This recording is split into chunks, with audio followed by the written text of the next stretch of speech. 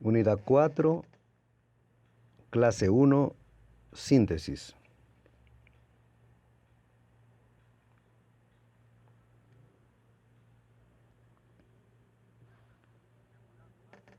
¿Conseguiste revisar los textos prescritos? Acuérdate del libro que te indiqué, Exégesis del Nuevo Testamento. Esa es una base para nuestro estudio. Estamos hablando sobre los sermones. ¿Por dónde comenzar? Dos posibilidades que vamos a indicar. Primero, mientras el predicador estudia el texto bíblico, reconoce la necesidad de aplicar un determinado pasaje para la comunidad de fe. Vamos a quedarnos en este primer punto. Estudie, lee, sin ninguna expectativa. Lee porque necesitas leer, sin la intención de predicar. Lee para recibir. Segundo, el predicador reconoce cierta necesidad de las personas y se dirige a la Biblia en busca de un mensaje que aborde esa necesidad. Tenemos dos posibilidades. La primera, que él estudia el texto bíblico y él reconoce la necesidad. El segundo punto es que él ve la necesidad a partir de las personas y descubriendo eso, va al texto bíblico.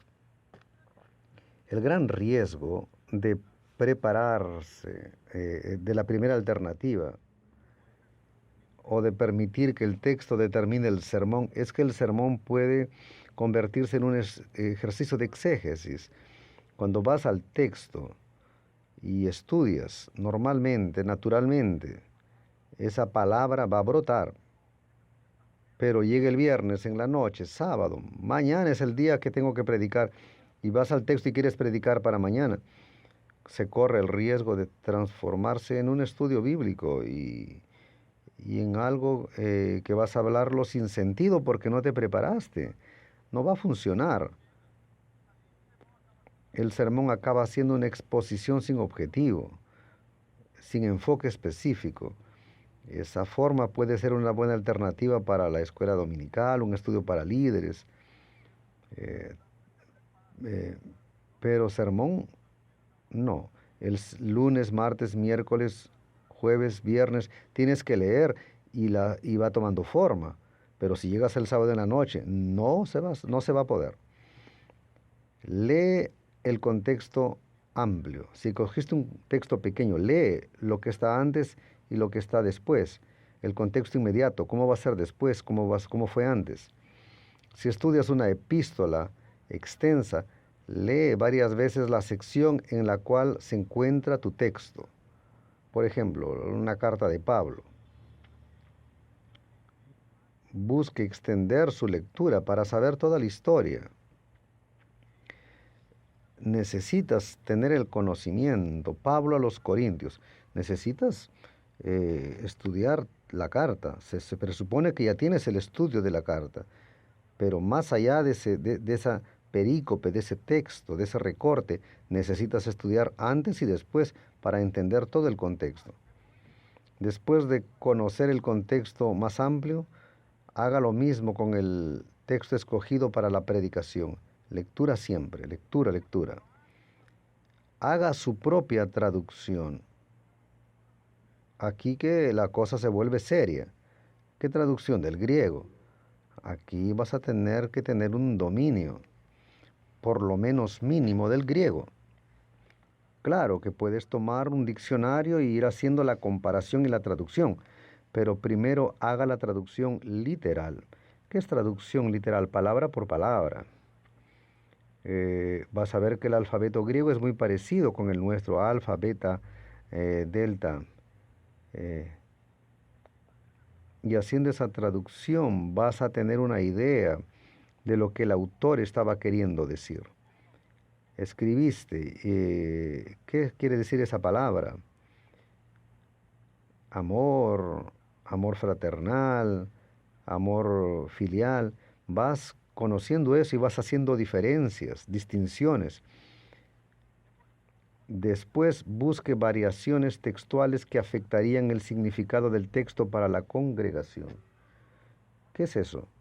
Vea en una traducción, vea en otra. Biblia de Jerusalén, Reina Valera, Dios habla hoy. vea las traducciones y vas a encontrar diferencias. Vea bien lo que las personas están diciendo sobre eso. Es un estudio amplio y tienes que dominar los varios segmentos. Otro detalle, ya hablamos de la preparación, de cómo elaborar, de cómo dar los pasos, la introducción.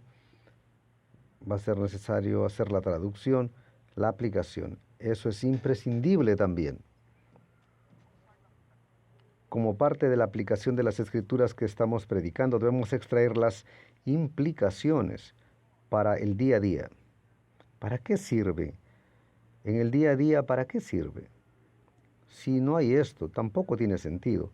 De la misma manera que si haces una prédica y te quedas todo el tiempo en Moisés, Moisés no murió por nadie. Es necesario proseguir y llegar al Evangelio, llegar a Cristo que salvó al mundo. Si no, me quedo con un mensaje sin sentido. De la misma forma es necesario que las personas que están oyendo tengan algo práctico para que tomen una postura en su vida. La intención es que las personas que escuchan el mensaje cambien de vida y obedezcan alegremente la voluntad de Dios revelada en su palabra. No es en el golpe, no es en la fuerza, no es haciéndolos tragar eso, sino que toman esa decisión por autoconvicción. Y por fin, el principal mensaje que debemos aplicar cada vez que predicamos es el Evangelio. Tenemos que hacerlo todo el tiempo. No hay otro énfasis en el mensaje bíblico, sino el hecho de pasar por el Evangelio. Quedamos por aquí. Espero que hayan aprovechado bastante este tiempo que estamos aquí. Y no se olvide, lea bastante aquel libro Exégesis del Nuevo Testamento que te va a dar un norte para que puedas dominar las herramientas para la exégesis del Nuevo Testamento. Un abrazo, hasta la próxima.